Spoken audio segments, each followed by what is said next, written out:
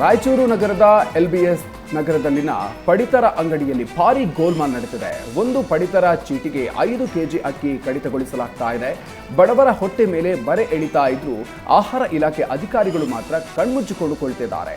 ಅಕ್ಕಿ ಸರಿಯಾಗಿ ಕೊಡಿ ಅಂತ ಹೇಳಿದ್ರೆ ಹೆಣ್ಮಗಳ ಮೇಲೆ ದೌರ್ಜನ್ಯ ಮಾಡ್ತಾ ಇದ್ದಾರೆ ಅಂತ ಆರೋಪವನ್ನ ಮಾಡ್ತಾ ಇದ್ದಾರೆ ಸಾರ್ವಜನಿಕರು.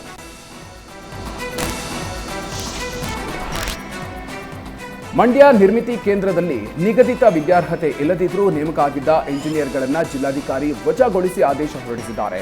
ಅಧಿಕಾರಿಗಳ ತಂಡ ನಡೆಸಿದ ತನಿಖೆಯಿಂದ ಅಕ್ರಮ ಬಯಲಾಗಿತ್ತು. ನಕಲಿ ಅಂಕಪಟ್ಟಿ, ನಕಲಿ ಪ್ರಮಾಣ ಪತ್ರ ನೀಡಿ 3 ಇಂಜಿನಿಯರ್ಗಳು ಉದ್ಯೋಗವನ್ನು ಪಡ್ಕೊಂಡಿದ್ರು. ಸೈಟ್ ಇಂಜಿನಿಯರ್ಗಳಾದ BL ವೇಣುಗೋಪಾಲ್, ಪ್ರಶಾಂತ್, ಇಂಜಿನಿಯರ್ ಶ್ರೀಧರ್ ವಿರುದ್ಧ ನಕಲಿ ಅಂಕಪಟ್ಟಿ, ನಕಲಿ ಪ್ರಮಾಣ ಪತ್ರ ನೀಡಿ ಉದ್ಯೋಗ ಪಡೆದಿರುವ ಆರೋಪ ಇತ್ತು. ಈ ಸಂಬಂಧ ಜಿಲ್ಲಾಡಳಿತಕ್ಕೆ ದಾಖಲೆ ಸಹಿತ ಹೋರಾಟಗಾರ KR ರವೀಂದ್ರ ದೂರನ್ನು ಕೊಟ್ಟಿದ್ರು. ರವೀಂದ್ರ ಅವರ ದೂರನ್ನು ಆಧರಿಸಿ ಸಮಗ್ರ ತನಿಖೆಗೆ DC ಆದೇಶವನ್ನ ನೀಡಿದ್ರು. ತನಿಖೆ ನಡೆಸಿದ ವೇಳೆ ಇಂಜಿನಿಯರ್ ಕಳ್ಳಾಟ ಬಯಲಾಗಿತ್ತು. ನಿರ್ಮಿತಿ ಕೇಂದ್ರದ ಬೋರ್ಡ್ ಮೀಟಿಂಗ್ ನಿರ್ಣಯದಂತೆ ಇಂಜಿನಿಯರ್ಗಳನ್ನು ವಜಾಗೊಳಿಸಲಾಗಿದೆ.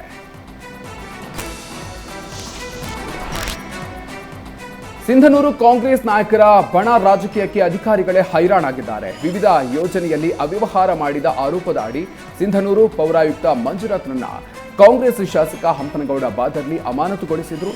ಮಂಜುನಾಥ್ ಅಮಾನತು ರದ್ದುಗೊಳಿಸುವಂತೆ MLC ಬಸನಗೌಡ ಬಾದರ್ಲಿ ಆದೇಶಿಸಿದ್ದಾರೆ. ಒಬ್ಬ ಅಧಿಕಾರಿಗಳಿಗೆ ಸಸ್ಪೆಂಡ್ ಮಾಡೋದಕ್ಕೆ 3 ನೋಟಿಸ್ ಕೊಡಬೇಕು.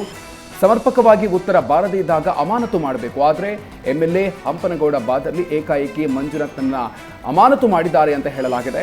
ಅಮಾನತು ಆದೇಶ ನಾನೇ ರದ್ದು ಮಾಡಿಸಿದ್ದು ಅಂತ ಬಸನಗೌಡ ಬಾದರ್ಲಿ ಹೇಳಿಕೊಂಡಿದ್ದಾರೆ.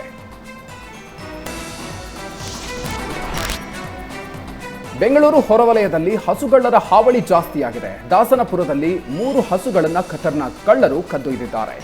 ಮನೆಯವರು ಪಕ್ಕದ ಮನೆಯ ಮದುವೆ ಕಾರ್ಯದಲ್ಲಿದ್ದಾಗ ಹಸುಗಳನ್ನು ಕಳ್ಳತನ ಮಾಡಲಾಗಿದೆ. ಹಸುಗಳ್ಳತನದ ಕೃತ್ಯದ ದೃಶ್ಯ CC ಕ್ಯಾಮೆರಾದಲ್ಲಿ ಸೆರೆಯಾಗಿದೆ. ಇತ್ತೀಚಿನ ದಿನಗಳಲ್ಲಿ ಇದೇ ರೀತಿ ಹಲವು ಕಡೆಗಳಲ್ಲಿ ಹಸುಗಳನ್ನು ಕಳ್ಳತನ ಮಾಡಲಾಗ್ತಾ ಇದೆ.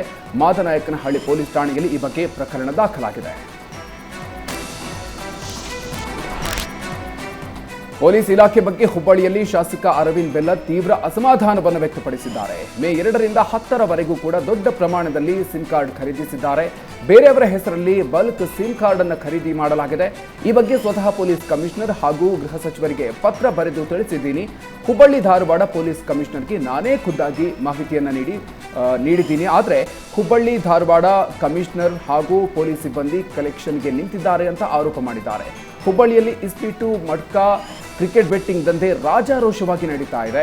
ಯಾರೋ ಒಬ್ಬರಿಗೆ ಗುಂಡು ಹೊಡೆದು ಉಳಿದವರನ್ನ ಬೆದರಿಸಿ ವಸೂಲಿ ಮಾಡಲಾಗ್ತಾ ಇದೆ. ನಿಮಗೂ ಗುಂಡು ಹೊಡಿತೀನಿ ಅಂತ ವಸೂಲಿ ಮಾಡಲಾಗ್ತಾ ಇದೆ ಅಂತ ಆರೋಪವನ್ನ ಮಾಡಿದ್ರು.